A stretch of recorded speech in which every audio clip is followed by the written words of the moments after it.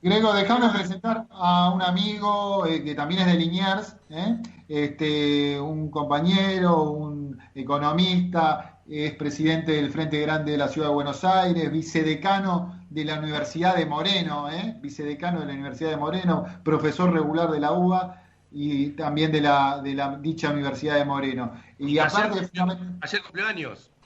no sabía eso. Es uno de los pocos hinchas de Vélez que están, que forman parte, pero fundamentalmente es un amigo. Hola, Alejandro Otero, ¿estás todavía ahí? Porque te dejé al aire escuchando el programa mucho tiempo. ¿Estás todavía? Por supuesto, Beto, ¿cómo están todos ustedes? Qué Espero que lindo que es bien y Alejandro Otero, un amigazo, una de las ¡Feliz personas Feliz cumple! cumple que más atrasado. quiero. Feliz cumple, que muchísimas cumpliste gracias por el 35. recordatorio. Efectivamente, ayer cumpleaños. Una aclaración, soy de Villa Luro, Ah, y por supuesto de Vélez, uno de los Liniers, muchos mayoritarios habitantes del barrio. Y, y ayer he cumplido años, así que agradezco los saludos A de ver, ustedes. Seba, si tenemos el feliz cumpleaños durante la entrevista. Entonces, Vélez, ¿la identidad es de Villaluro o de Liniers? A ver, más fuertemente. Dígame eso, porque en las canciones de pibe yo escuchaba, soy del barrio de Liniers, otro es el barrio de Que vos sos, Villaluro. ¿Cómo? Pónganse de acuerdo. no, no, que sí, hubo vos campeón. sos muy joven.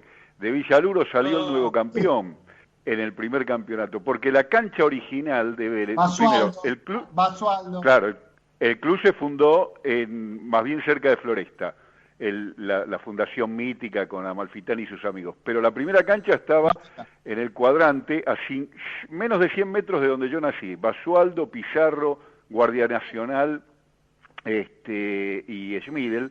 En esas cuatro, en esa manzana estaba la cancha original de Vélez, que después cuando se decide hacer el estadio de cemento, se desmonta esa, esa cancha y entonces don Pepe empieza el estadio en los terrenos donde está actualmente. Es una historia maravillosa esa porque esos tablones quedaron guardados muchos tiempos y después fueron a hacer las tribunas del Stronger de Bolivia. Y hace poco, por una casualidad, ese club de Bolivia desarmó esos mismos tablones para hacer su cancha de cemento y pudimos recuperar esos tablones. Hay unas gradas hechas ahí para regocijo de los hinchas e incluso se hicieron unos souvenirs en un evento político que la actual conducción, que preside Rapizarda y tiene como presidente a mi gran amigo Augusto Costa, y uno fue parte también de ese armado, unos souvenirs, y se hizo participar a gente que se habían sentado en aquellas gradas, y yo tuve la oportunidad de llevar a mi padre y recibir ese souvenir que fue muy emotivo, porque él se sentó y conoció esas tribunas que yo no llegué a conocer, ¿no? Porque eso se desarmó allá por los años 40 del siglo Mira, pasado. no te hacía tan futbolero bien, sos muy metido en las entrañas del querido Vélez Arfiel. Sí, soy socio vitalicio, me he pasado ahí una parte importante de mi infancia, por supuesto, y somos ya varias generaciones de velezanos en la familia. Mi Y como padre, es una de las yo, personas que más mis queremos hijos. en común, hace un desafío, que es Alejandro Otero, prácticamente un columnista. De parte de este equipo y de Sebastián va esto. A ver, Seba.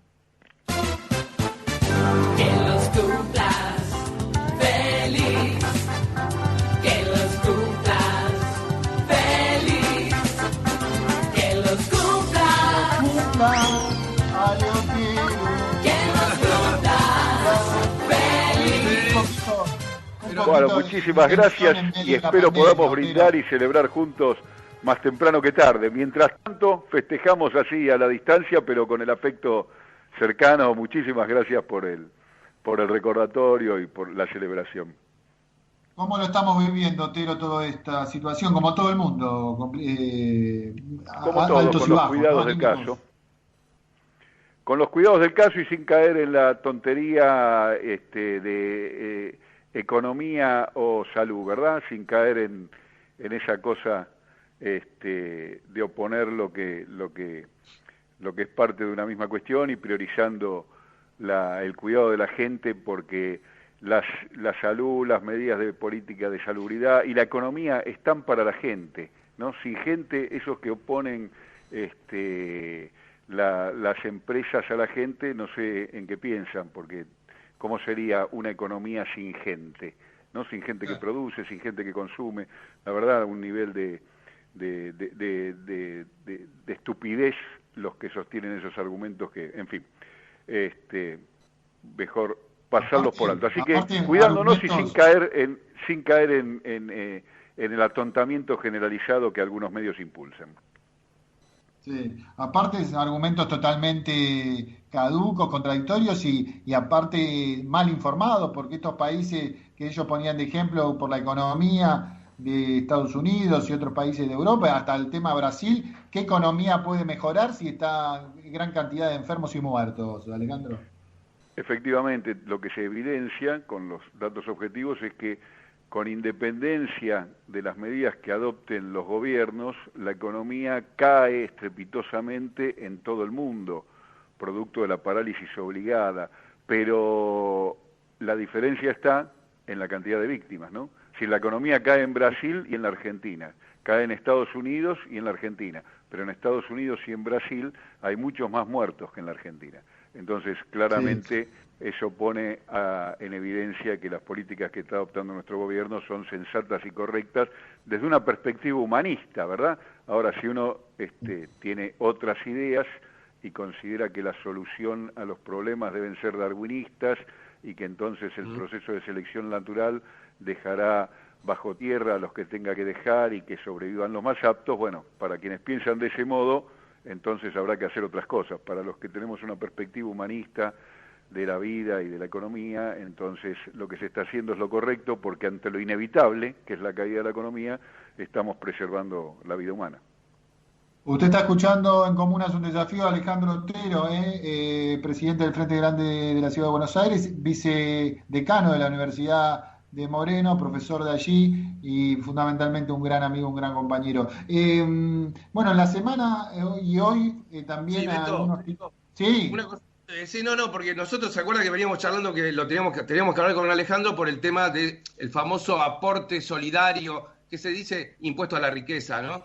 Y esta semana se nos ha agregado otro tema más que se podía charlar con él, que también lo veníamos siguiendo, que lo vine siguiendo también, su opinión, que es el tema Vicentín. O sea, esos dos temas que él seguramente maneja 1000% mucho más que nosotros. Sí, justo estaba hoy el titular de Página 12, la nueva Vicentín, el plan de Alberto Fernández para la cerealera. El gobierno proyecta una empresa testigo bajo control estatal que regule las compras de granos y de aceite, se establezca valores de referencia. Todo esto en un contexto también de la oposición poniendo piedra. Alejandro, toda suya.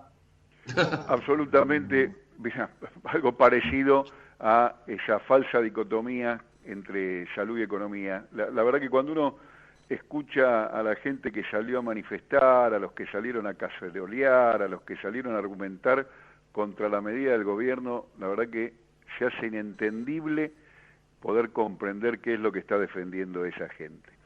El tema puede ser abordado desde muchos puntos de vista, porque es realmente interesante.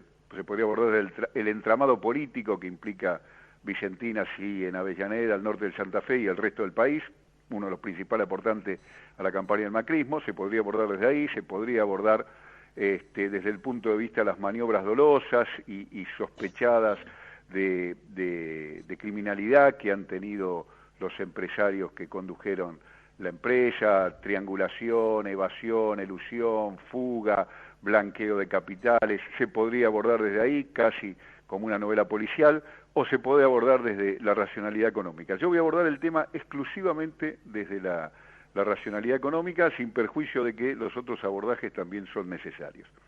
Y lo que quiero decir en primer término, y lo ha dicho también con claridad Alberto, es que en cualquier país del mundo, cuando una empresa de la envergadura que tiene Vicentín, porque Vicentín integra un ranking que en la Argentina lamentablemente integran pocas empresas, porque infelizmente no tenemos demasiadas empresas de la dimensión y de la importancia que tiene Vicentín. Ojalá tuviéramos muchas más.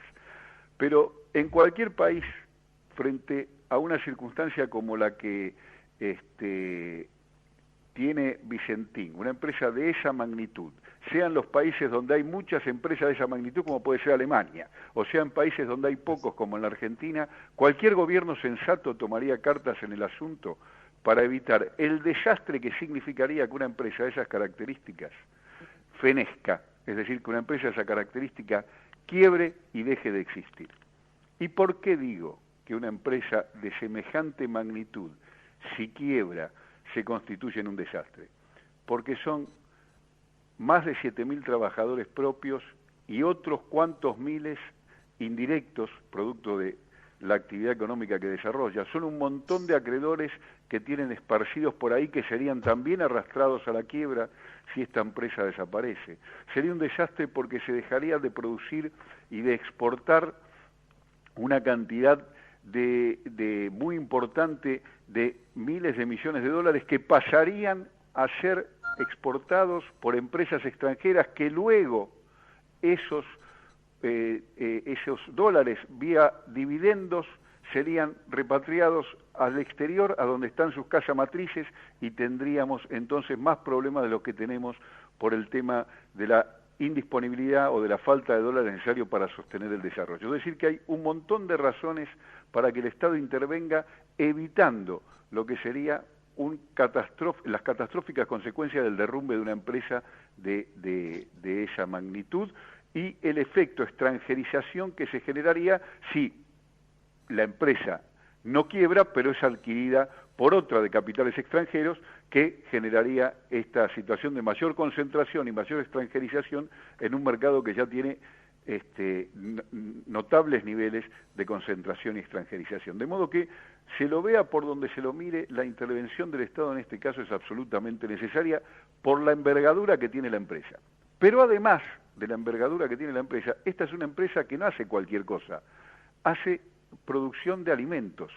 Es uno de los 5 exportadores principales de la Argentina en el rubro y es uno de los 10 principales productores de alimentos del país. Alimentos son elementos básicos para la vida humana, no se trata de submarinos o de indumentaria que, siendo importante, podría ser algo que puede postergarse en su consumo. Es algo absolutamente indispensable. De modo que, además de la cuestión de tamaño, está la cuestión estratégica. Esta empresa se desempeña en un sector estratégico que no puede ser descuidado. Y en un sector estratégico donde el mayor nivel de concentración y de extranjerización que se produciría si esta empresa desaparece, generaría enormes perjuicios para los argentinos. Enormes perjuicios porque se tornaría más difícil el control de los precios de los productos alimentarios y tendríamos mayores dificultades para garantizar la soberanía alimentaria de las que hoy tenemos. Entonces, intervenir el gobierno en una empresa como esta, por la razón de la magnitud y por la razón del rol estratégico que ocupa, es absolutamente indispensable para evitar los males mayores que acarrearía no hacer absolutamente nada. Eso es lo primero que me parece que tiene que quedar claro, Beto.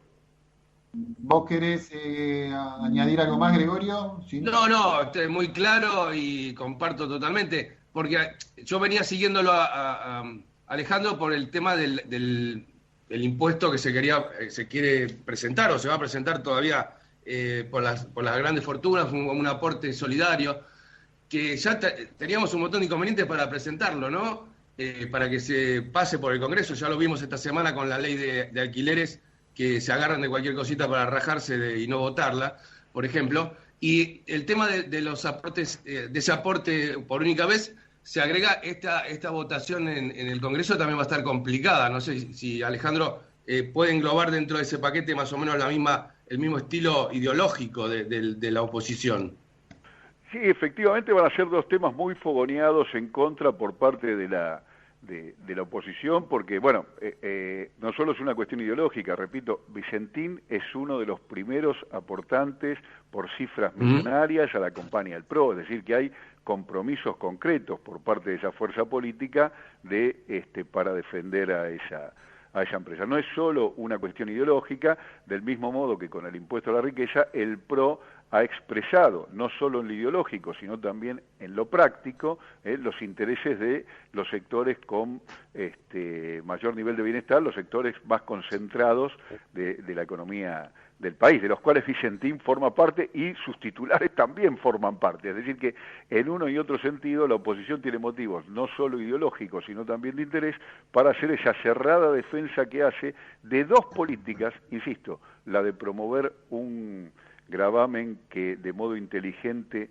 logre capturar la riqueza concentrada, y la de promover una medida que ponga en favor de los intereses nacionales una empresa que tiene la envergadura y el rol estratégico que tiene como Vicentín, dos medidas absolutamente sensatas en favor del desarrollo y el bienestar del pueblo argentino, van a encontrar sin duda una enorme resistencia de la oposición. Esperemos que la población, el grueso del pueblo argentino, sepa entender la razonabilidad de esta medida y no caiga presa fácil no solo de los argumentos de la oposición, sino de lo que son sus difusores mediáticos que fogonean todo el tiempo presentando estas dos iniciativas como si estuviéramos al punto de tomar el Palacio de Invierno en octubre del 17, y la verdad que es una verdadera estupidez presentar, insisto, esto de este modo, porque, a ver, muchos de los que se oponen a esta medida suelen citar como un país ejemplo Alemania. Bueno, Alemania hace 15 días, 20 días, ustedes lo habrán leído en los diarios y lo habrán podido observar en los medios, decidió intervenir Lufthansa, que, salvando las diferencias, Lufthansa para los alemanes es una empresa de envergadura que ocuparía un lugar semejante al de Vicentín, decidió intervenir en Lufthansa y capitalizar los aportes que iba a hacer para salvar a la empresa, tomando parte del control del directorio. Es decir, no solo intervino poniendo dinero, sino que lo capitalizó en su favor para poder asegurarse de que la conducción de Lufthansa va a ir en favor de los intereses que quiere desarrollar el Estado alemán, y no hacer como, por ejemplo, hizo otra vez que se puso plata Estados Unidos cuando puso cifras que son innombrables por la cantidad de cero que representan para salvar a los bancos y las entidades financieras en el año 2009, y después esos fondos terminaron yendo a pagar los bonus de los CEO de esas compañías, y no fueron en beneficio de los pequeños ahorristas que estaban siendo perjudicados por esa situación ante la crisis de 2009. Es decir que la medida que está tomando el gobierno es una medida que no es un invento argentino, no es el dulce de leche, no constituye un disparate ni el inicio de la revolución socialista, sino que es una medida razonable dentro del capitalismo para evitar males mayores como los que ocurrirían cuando si Vicentín llegara a la quiebra. Recordemos, Gregorio, recordemos, Beto, que el mercado de alimentos en la Argentina, desde el año 1932 hasta los años 90, siempre estuvo regulado. Y que las regulaciones sobre ese mercado fueron una respuesta a la crisis del 30 con la Junta Nacional de Granos, que las inventaron los conservadores y los liberales de entonces, muchos abuelos de los actuales opositores a la medida para intervenir Vicentín. Los abuelos de los que hoy se oponen crearon la Junta Nacional de Grano para poder regular y salvar de las situaciones de la crisis a ese mercado.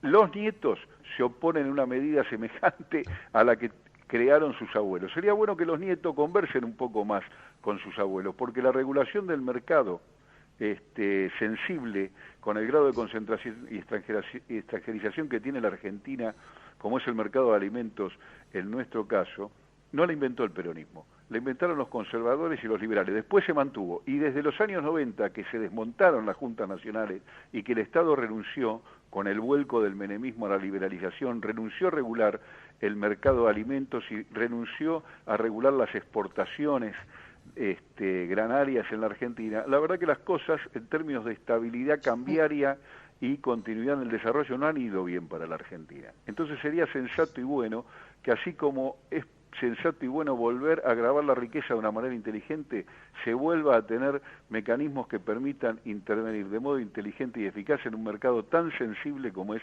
el mercado de alimentos, no solo por el precio de los alimentos accesibles que tienen que existir en el suelo argentino, sino también por el control de las divisas que el primer producto exportable del país aporta, y no puede quedar eso en manos extranjeras, porque las consecuencias de dejarlo en manos extranjeras o de no controlar ese flujo de divisas son nefastas, y lo hemos visto claramente a lo largo de los últimos años. Algunos lo llaman el profesor Alberto Fernández, nosotros tenemos nuestro propio profesor Alejandro Otero, Completó todo, Beto. que es muy claro como siempre. Ale, usted sabe que es parte del programa, que este programa es corto, pero tratamos de brindar toda la información y lo tenemos para otro programa, dentro de algunos programas, para explicar el post pandemia, cómo los planes del gobierno, cómo pensás que se va a reactivar en una situación complicada mundial, pero lo dejamos para la próxima. Agradecerte enormemente, Alejandro, esta nueva salida en Comunas un Desafío. Muchísimas gracias por la posibilidad de compartir las ideas con los amigos y también de hacer una pequeña celebración como la que me brindaron. Un abrazo grande y hasta siempre.